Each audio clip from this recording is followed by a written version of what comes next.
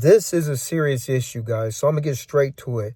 So my friend asked me, he said, man, is child support even worth keeping a 9 to 5 job?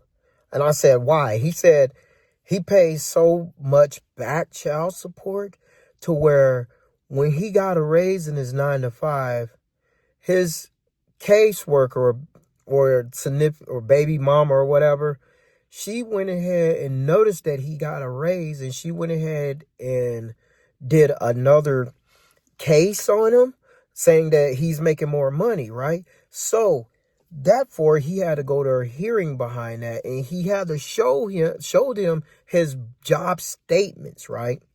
And he did get a raise. And then they did ante it up. And so he told me, he said, man, I don't even know is it worth working a job now. He said, man, I can't even make a living. He said, I'm paying over, it depends on what state you into. He said, I'm paying over 60 to 70% in child support and back child support and current child support and balances and interest rates or whatever. How can I get out of this, bro? I'm done. I'm done. And I said, you're not done. And this is just my opinion. I don't care what nobody thinks. The 9 to 5 system is corrupt. The 9 to 5 system is a scam. And that's a part of the 9 to 5 system. Okay. I understand. You have to be there as a father or a mother for your child. And it's best to be there physically.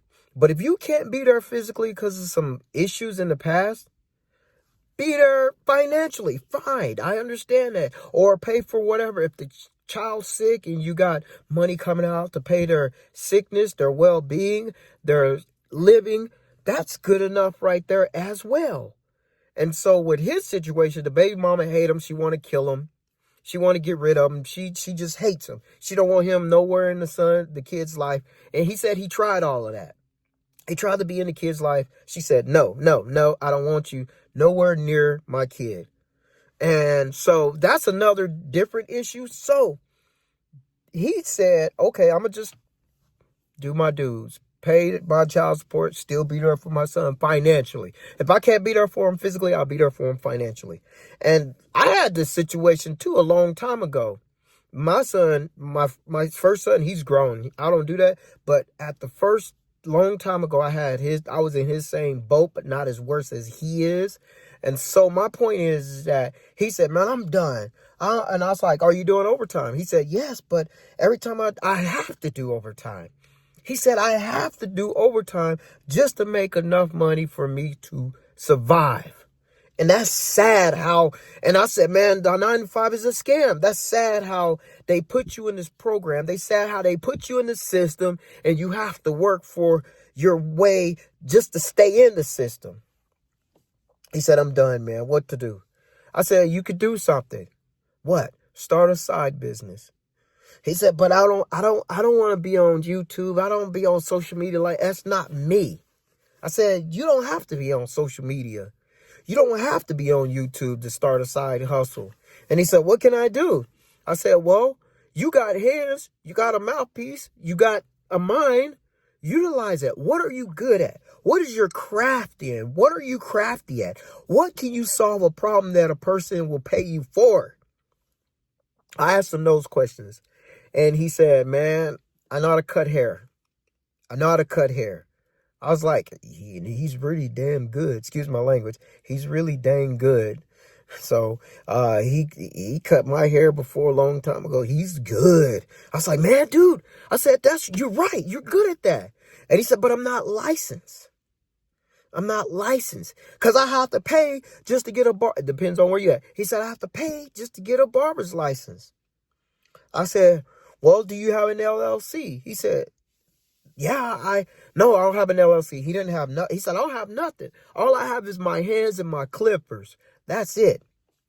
And I said this, I said, man, you could start off as a part-time hobby, but use disclaimer. Tell them you don't got your license. Like for me, example, I went to him. I didn't care about and I told him, do somebody like your closest friends to build up income or your closest family members that you don't have to have a license. So with me, since I'm his friend, he don't have to have a license because he do a good job. I don't care about him more having a license. All I care about is getting my wig split. And he's good at that. So I said, do you have other friends like me that's paying for your services?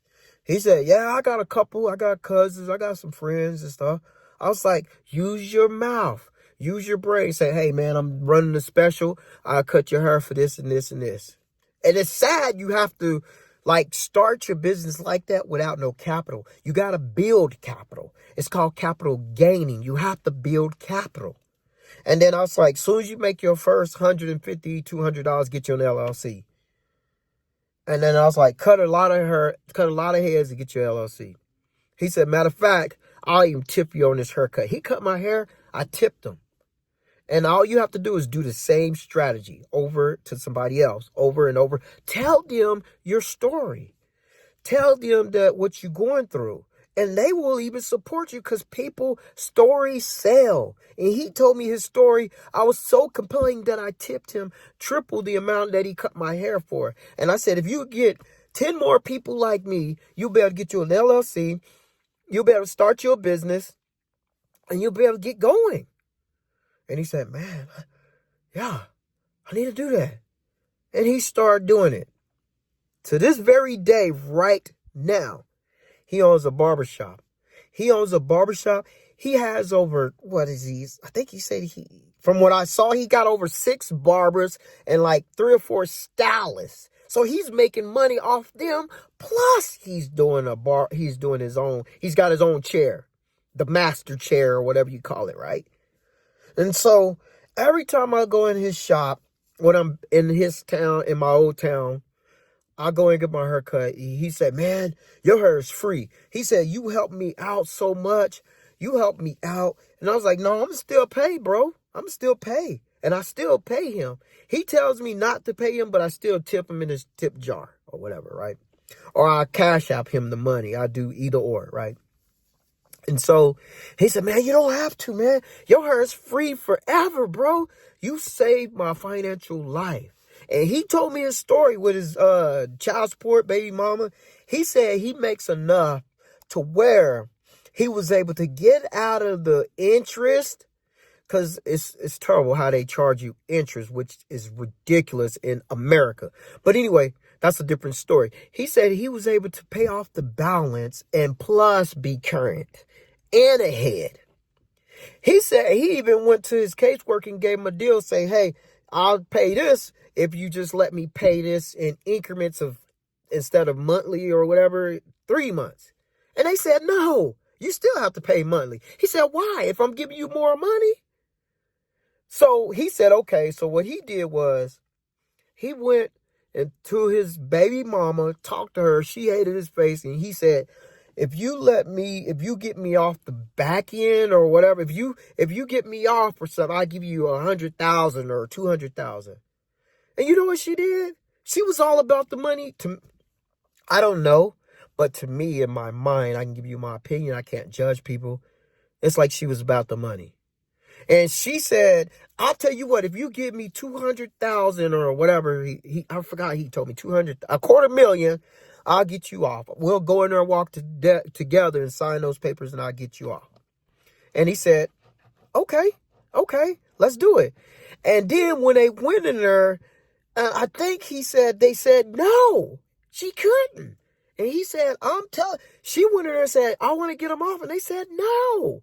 I don't know how the system is. It's rigged. The system is rigged, guys. That's why you got to invest in the people. You got to invest in yourself. The system is rigged. So they told her no. And she said, I tried.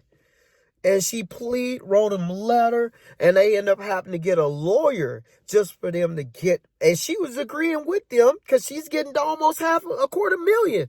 And so she ended up getting him off through a lawyer that they both had to do, that they both had to get. Isn't that sad how this manipulated system is? It's sad. I understand being a father there for your kid or your daughter or your son or how many kids you have. I understand that part, but the system part I don't understand. So back to myself, 9-to-5ers. This is for you. Start you a side hustle. If you got, I don't know what your situation. Let's say you pay alimony, or student loans. Student loans is also like child support. That's why I say the college system is also rigged. If you ain't got the right degree, if you ain't got a architectural this is me, my opinion, guys. You might think, comment in the comment section what you got your degree in. I want to hear your side of this story. What you got your degree in.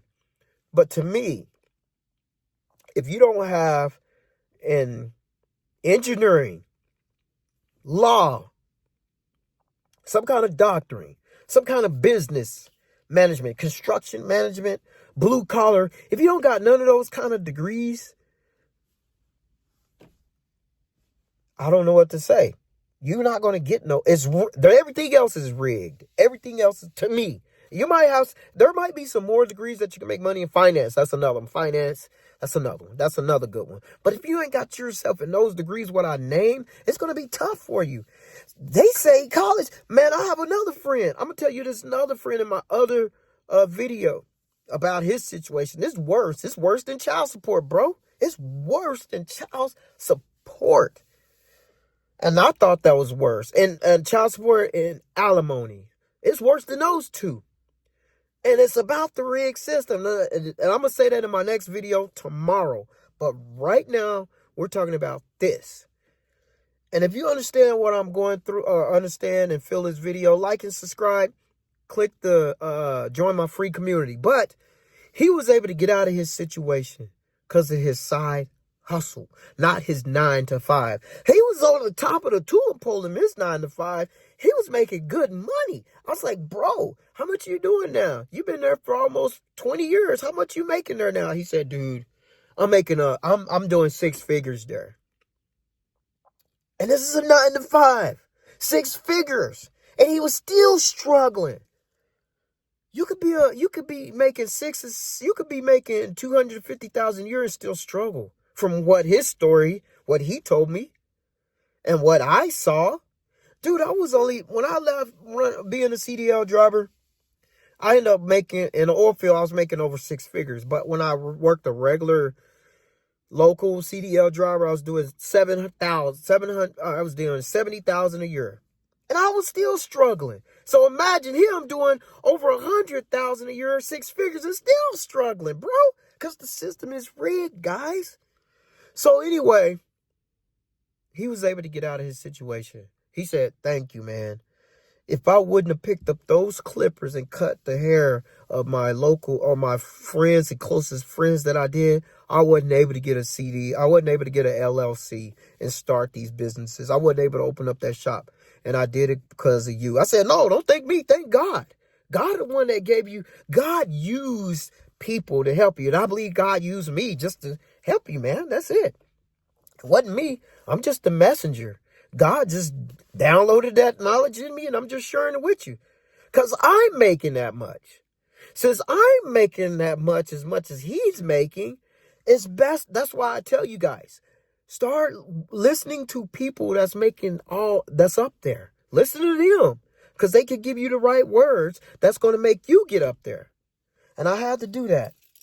And I just want to share with y'all, if y'all in this situation, alimony, child support, whatever,